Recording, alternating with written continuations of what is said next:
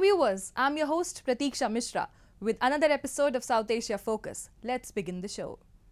India's External Affairs Minister S. Jaishankar recently concluded his high-profile visit to UK, where he discussed the potential of the bilateral strategic partnership with the UK's newly appointed Foreign Secretary David Cameron. S. Jaishankar and his counterpart discussed progressing a free trade agreement and partnerships on defence, science and technology. A report.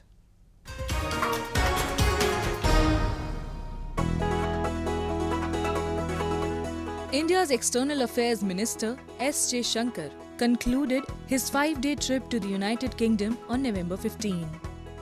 In his high-profile visit, Jaishankar interacted with British PM Rishi Sunak, opposition leader Keir Starmer and his newly appointed counterpart David Cameron. Jaishankar and Cameron held a detailed discussion on realizing the full potential of the bilateral strategic partnership. I again, really valued the fact that the new Foreign Secretary, who we were reminded we met exactly 8 years ago, on the first day of his job, even before he addressed his own ministry personnel, was good enough again to meet me and my colleagues, and it was, I think, extremely satisfying to again hear from him the commitment and support for the relationship, and we spent a lot of time talking about how to take it forward. Addressing a special Diwali reception organized by the High Commission of India at Westminster Hall in London, Jaishankar described the bilateral relationship as a positive force for the world. S. Jaishankar and David Cameron discussed progressing a free trade agreement and partnerships on defence, science and technology. India and the UK have been negotiating a free trade agreement since January 2022 with a target to enhance the estimated £36 billion bilateral trading partnership. The talks have undergone 13 rounds of negotiations, with officials hopeful of clinching a final deal soon. During the G20 meet in New Delhi, UK PM Rishi Sunak had also reiterated his commitment to closer India-UK ties across different sectors, including a free trade agreement.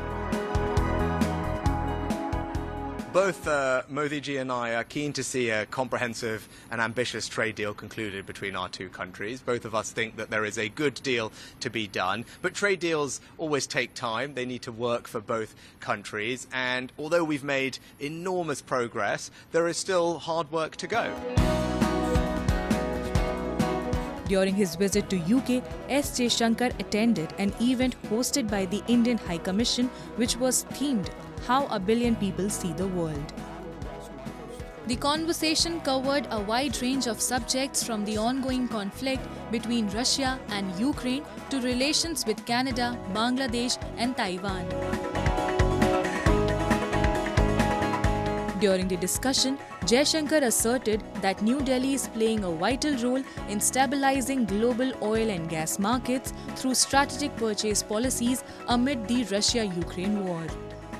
Jaishankar stated that India's strategy helped in avoiding possible competition with Europe in the market, which would have led to a sharp increase in the price of oil globally. Had we not bought oil from Russia, I think the global oil prices would have gone higher, because we would have gone into the same market, to the same suppliers that Europe would have done. And frankly, as we discovered, Europe would have outpriced us. We saw that in the LNG markets, where actually many supplies which were traditionally coming into Asia got diverted to Europe. And in fact, at least India was a big enough country to command some respect in the markets, but there were much smaller countries who didn't even get responses to their tender inquiries because the LNG suppliers were no longer interested in dealing with them. They had bigger fish to fry. So we've actually softened the oil markets and the gas markets through our purchase policies. During the event, the Minister of External Affairs emphasized India's important role in the transformation of international organizations such as the BRICS and G20. Jaishankar also explained how India managed the COVID-19 pandemic and revolutionized digital technology. Jaishankar's UK visit further consolidated the long-standing historical ties between New Delhi and London and provided a new impetus to bilateral cooperation.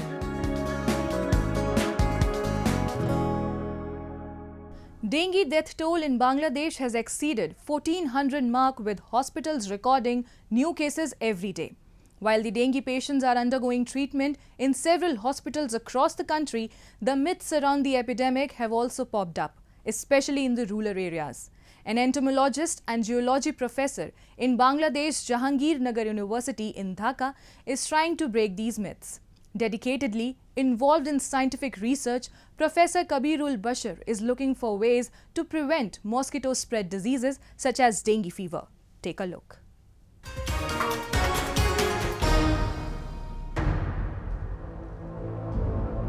Kabirul Bashar, an entomologist and zoology professor at Bangladesh Jahangirnagar University in Dhaka, studies mosquitoes in a lab.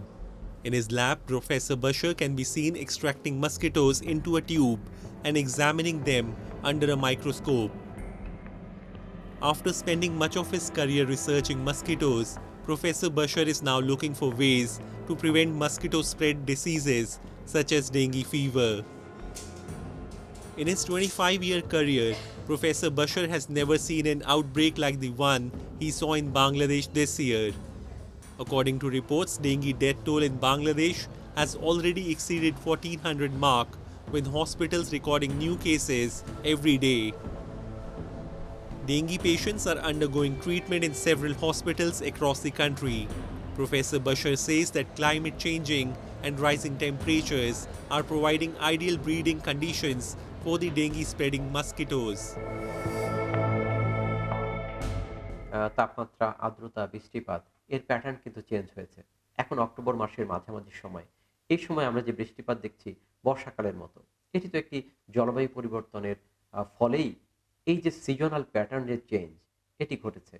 আর যখনই মৌসুম পরিবর্তন হয়েছে, মৌসুম পরিবর্তন হওয়ার সঙ্গে সঙ্গে Aedes মশার যে উপযোগী বৃষ্টিপাত, উপযোগী তাপমাত্রা, উপযোগী আর্দ্রতা, আমরা কিন্তু এখন এডিস মশা পেয়ে যাচ্ছে। যখনই এই মৌসুমটি পরিবর্তিত হচ্ছে, এডিস মশা তার পরিবর্তন করছে, অ্যাডাপ্টেশন চেঞ্জ হচ্ছে, এই বৃষ্টিপাতের ফলে বিভিন্ন জায়গায় পানি জমা হচ্ছে, সেখানে এডিস মশার প্রজনন হচ্ছে, ডিম পাড়ছে এবং বংশবৃদ্ধি হয়ে তার ঘনত্ব অনেক বেড়ে যাচ্ছে। After the outbreak intensified in Bangladesh, the World Health Organization called for measures to control the number of mosquito vectors. WHO has deployed experts in Bangladesh and is helping authorities to strengthen surveillance and boost laboratory capacity. Bangladeshi health officials have set up a special dengue control room to coordinate and gather information at the national level. Furthermore, all of the district hospitals and medical college hospitals have additional control rooms that are operational. According to medical professionals, the majority of patients being admitted to hospitals in Bangladesh are suffering from hemorrhagic fever, while a small number also have dengue shock syndrome. In serious cases, internal bleeding has led to deaths of several patients. On the other hand, the myths around dengue have also popped up in Bangladesh after the beginning of the outbreak. Professor Bashar, who is also the only scientific expert sitting on the country's National Anti-Dengue Committee, is trying to break these myths.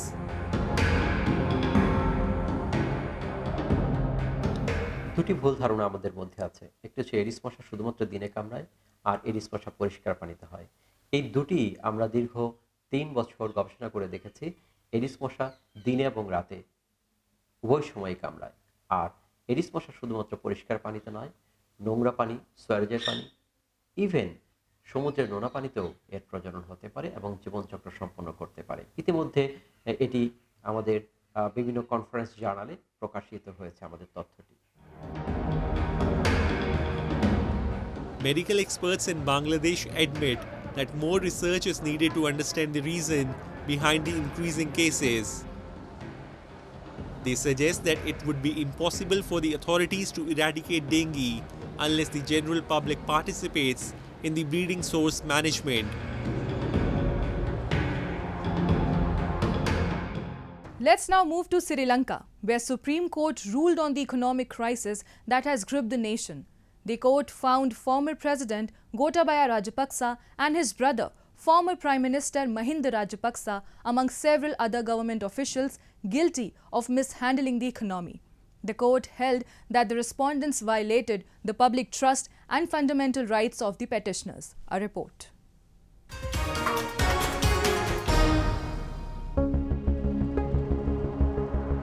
Sri Lanka is struggling to recover from the unprecedented economic crisis that hit the nation in 2022.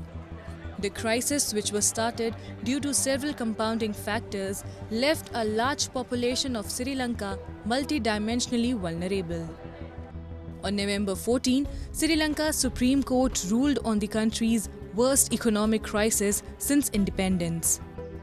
The court ruled that former President Gotabaya Rajapaksa and his brother, former Prime Minister Mahinda Rajapaksa, and several other government officials were guilty of mishandling the economy.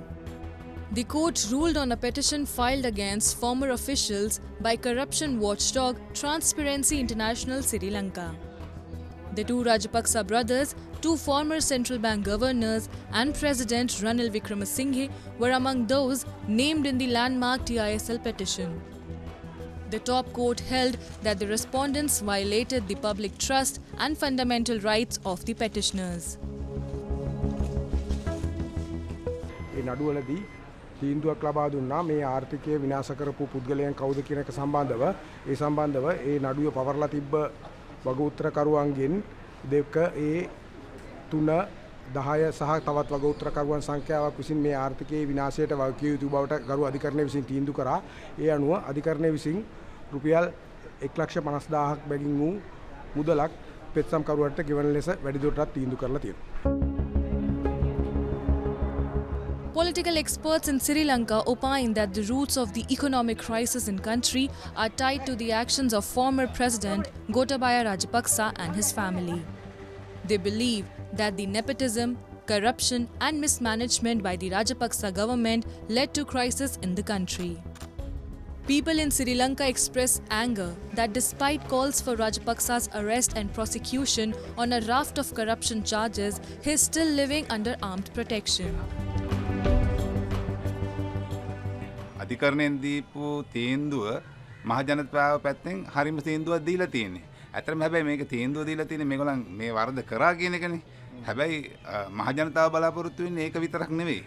මහ ජනතාව බලාපොරොත්තු වෙනවා මේ ආර්ථිකයේ වට්ටපු මිනිස්සුකින් මේක ආයි පාරක් ඒගොල්ලන්ට දනුවම් දීලා හරි කමන්නේ. ඒගොල්ලන්ගේ ළඟ තියෙන සල්ලි වලින් හරි කමන්නේ. මේ කරපු වරද නිවැරදි කරලා දෙන්න ඕනේ. Gotabaya Rajapaksa had resigned in July 2022 amid widespread anti-government protests triggered by the severe crisis. Earlier, his brother Mahinda Rajapaksa was also forced to step down in May 2022. Since then, the efforts are being made internationally to bring Sri Lanka's economy back on track. මහ ජනතාව සියලු දෙනාම සතුටු වෙයි ඒ ගැන. මොකද ආර්ථිකය සම්පූර්ණ කඩාවැටලා තියෙන්නේ මේගොල්ලන්ගේ මේ කමැදිල්ල නිසා. මේගොල්ලන්ගේ සාකු පුරව ගන්න හදන මිසක් මහ ජනතාව ගැන හිතන්නේ නැහනේ. හරි පව් මේක. මෙහෙම වෙන්න ඕනේ නැහැ. මේ තරම් බඩු මිල අහස උසට යන්න දෙයක් නෙවෙයි මේක ඇවිල්ලා. මේක හරි අපරාධයක්. Reports say that the Sri Lanka's economy contracted by 7.8% in 2022 and 7.9% in the first half of 2023. The latest International Monetary Fund forecast released in April 2023 suggests that a return to growth in Sri Lanka is expected next year. Time now for Asia This Week, the stories from across the continent.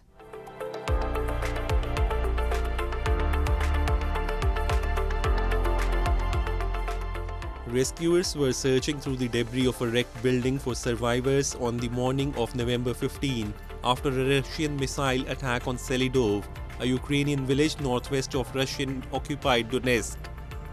National Police said 4 S-300 missiles struck shortly after midnight, killing 1 person, wounding at least 3, and damaging 6 apartment buildings and 20 homes. 5 people, including a child, were rescued from one building that had been heavily damaged in the attack, Interior Minister Ihor Klimenko said on Telegram. Local officials in a separate Telegram statement said 4 other people were believed to be trapped under the rubble. Rescuers early on November 15 were clearing the debris and warned residents against approaching the structure, which appeared to have been obliterated by the impact. A large crane assisted workers in clearing a mass of loose rubble from where the top floor once had been. Many onlookers were in shock, some cried. Russia has carried out regular missile and drone strikes on population centers behind the front line of its 21-month-old invasion of Ukraine.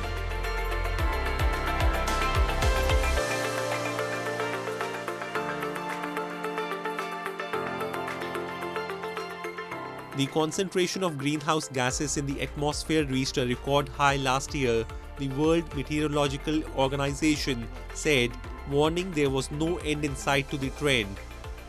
The warning comes weeks before world leaders are due to gather in Dubai for the annual UN Climate Conference COP28, which will see governments push for greater climate action, including a possible phase-out of fossil fuels before 2050.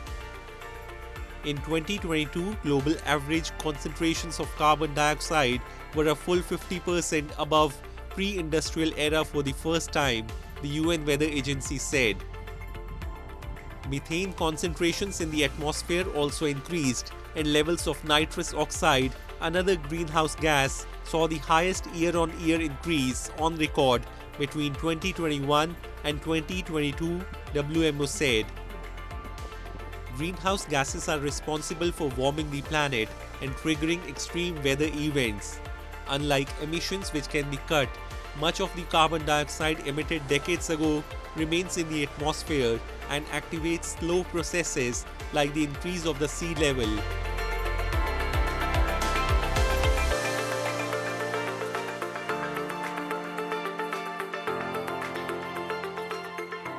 Videos released on November 15 by anti-military forces in Myanmar purported to show wounded junta troops surrendering to insurgents who were later seen offering medical help. "We are ready to shoot you right now, but we won't do that. You raise the white flag and walk out. Nothing will happen to you," a fighter who identified himself as the vice commander-in-chief of the rebel Karenni National Defense Force is heard telling the junta soldiers. The footage was filmed in Loikaw, located in Kaya State. Photographs released by KNDF on November 16 showed its fighters walking around a university in the town with an accompanying caption stating they had been removed and controlled the military council troops at the educational institution. Myanmar's junta has reported heavy assaults by insurgents and told government staff to get ready for emergencies, an official said, while media reported a call for those with military experience to prepare to serve.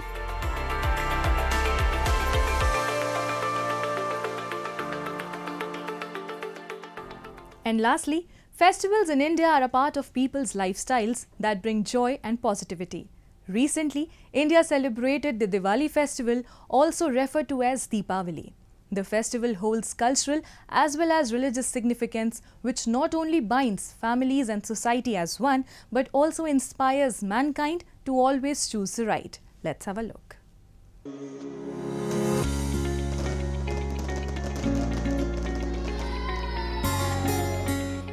Festivities in India are a way to preserve its age-old traditional values and ancient culture.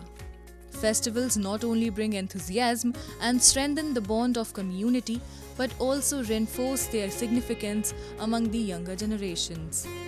The festival of light, Diwali, often called Deepavali, was recently observed in India and around the world. The name Deepavali comes from the Sanskrit word Deepa and Avli, which means light and row.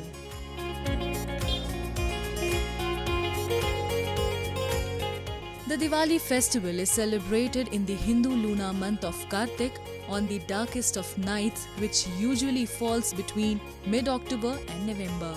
The festival is considered auspicious as people celebrate new beginnings and prosperity. Every year, this is one festival that we all come together, no matter what, wherever we are.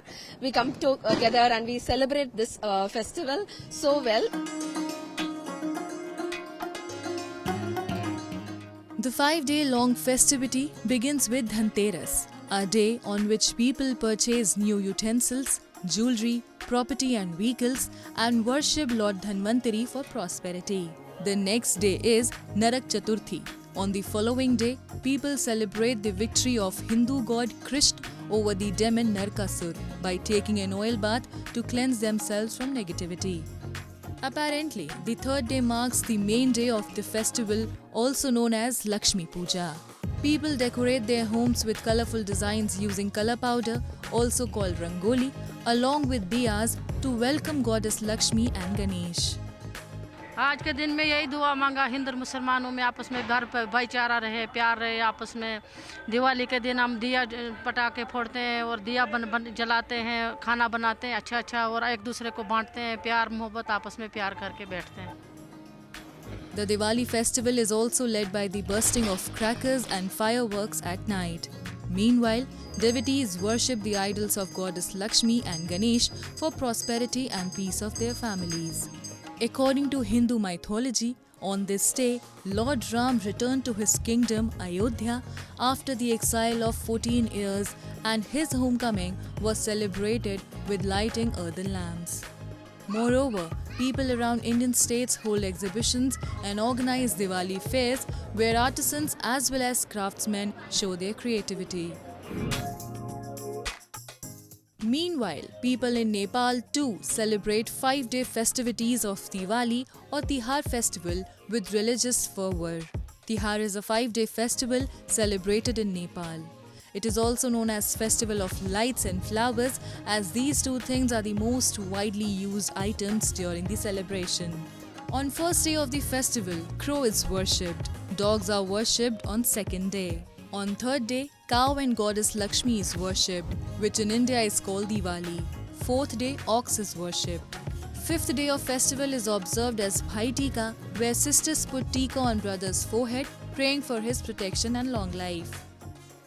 I believe that dogs are the most friendliest and the loyal animals on the planet, and today is Kukur Tihar, and it is a festival that we celebrate in Nepal to respect dogs for their loyalty and friendship and helping all the human beings all around the world. And I believe that every country should learn from Nepal to respect dogs and treat them with kindness. A festival like Diwali is crucial to mankind, as this not only brings families together but also inspires one to pursue the right path by helping those in need. Entire India and Nepal are bathed in the soft glow of light and warmth emanating from every household, making it a truly wondrous sight to behold.